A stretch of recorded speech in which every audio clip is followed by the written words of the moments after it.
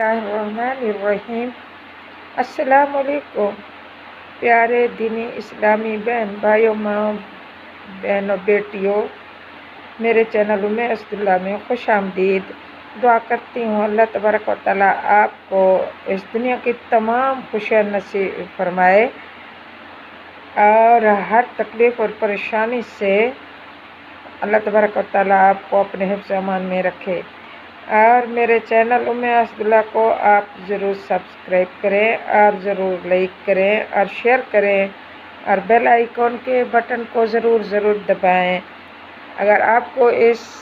پانچ تن پاک اور اہل بیت سے محبت ہے تو اس کو ضرور سبسکرائب کرنا۔ آج میں آپ کے سامنے سیدہ خاتون جنت حضرت فاطمہ الزہرا کی شان فضائل بیان کرتی ہوں۔ شان فضائل بیان کرتی ہوں تو اللہ تبارک و تعالیٰ مجھے اس کی بیان کرنے کی توفیق عطا فرمائے۔ نحمدہ و نصلی علی رسول الکریم، اما بعد، اعوذ باللہ من الشیطان الرجیم، بسم اللہ الرحمن الرحیم۔ اللہم صلی علی سیدنا محمد وعلی آل محمد کما صلیت علی ابراہیم وعلی آل ابراہیم انک حمید مجید۔ اذا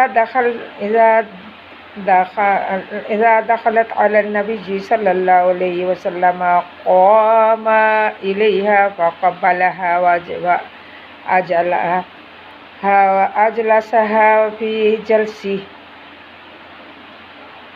وقال النبی صلی اللہ علیہ وسلم اذا دخل علیہا قامت من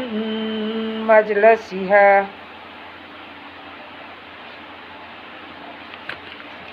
تو سیدہ خاتون جنت حضرت فاطمہ الزہرا کے قدموں کی خاک میں ہوں، ان کی قدموں کی خاک پر جان قربان کروں، ان کے پاؤں کے نشانوں پر فدا اور ان کی چادر تطہیر کے سائے پر نثار۔ کون خاتون جنت ہے؟ حضرت فاطمہ الزہرا اہل بیت اطہار کی عزت، سلطنت اسلام کی مقدس شہزادی، چادر تطہیر کی ملکہ، رجس و نجس سے مبرہ، حیض و نفاس سے پاک، جس نے اپنے نرم و نازک اور پاک ہاتھوں سے چکی پیس کر اور قرآن پاک کی لوریاں سنا کر اپنے شہزادوں کو پالا، اور جس کی شرم و حیا، عفت و عصمت اور طہارت و پاکیزگی کی جنت کی حوروں کے لیے بھی باعث رشک تھیں۔ وہ عبداللہ کی پوتی آمنہ کے پوتے کی بیٹی، وہ کالی کملی اوڑھنے والے نور محمد کی بیٹی، ملا تھا اور بھی حصہ اسے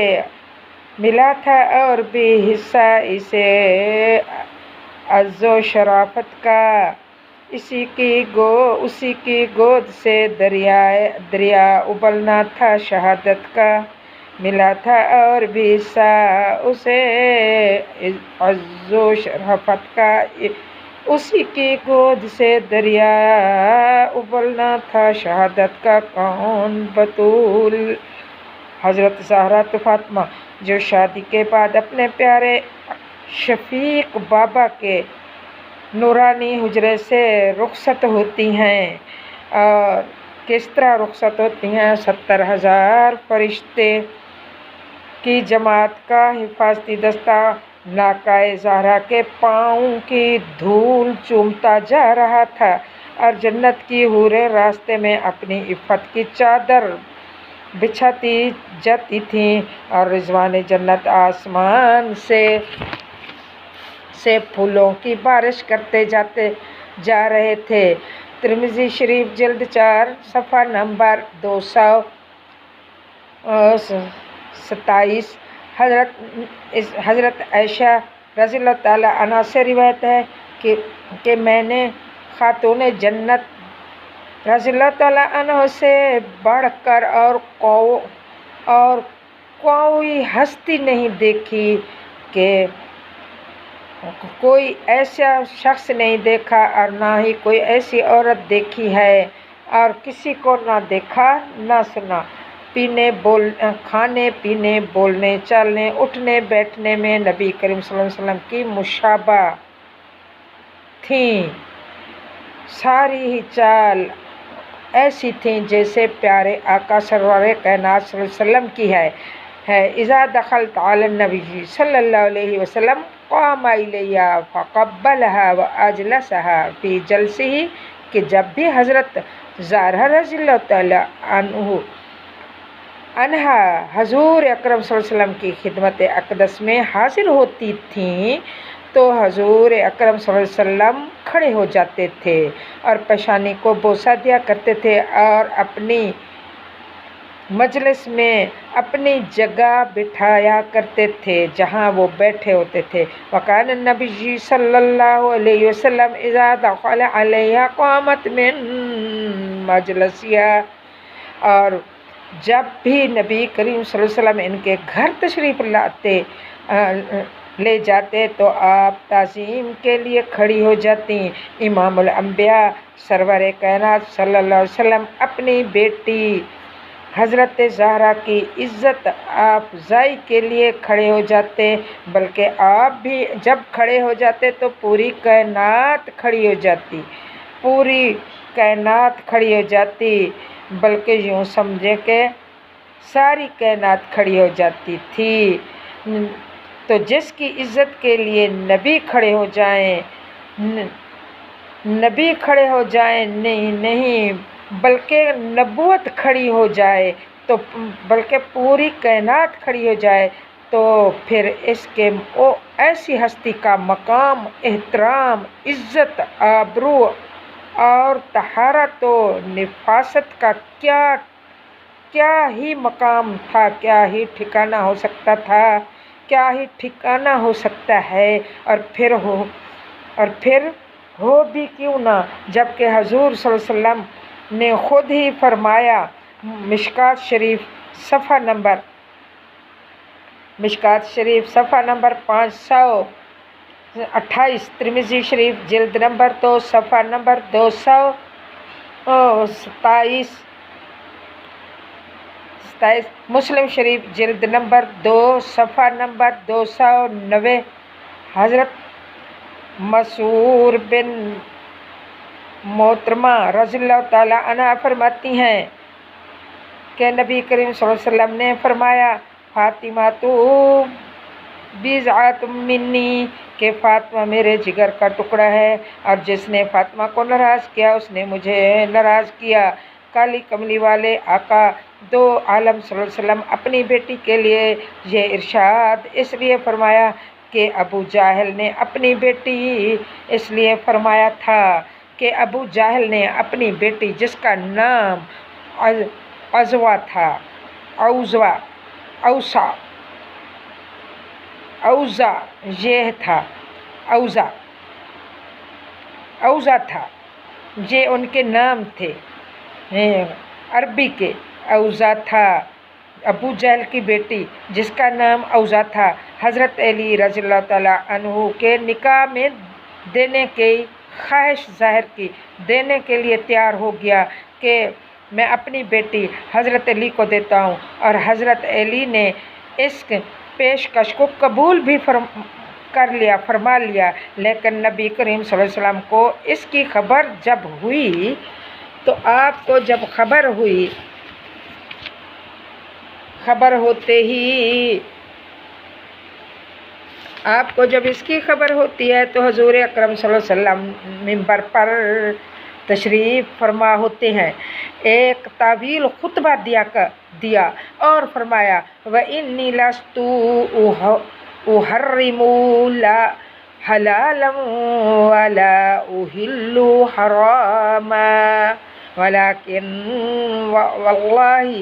ولكن والله لا تجتمع بنت رسول الله وبنت عدو لله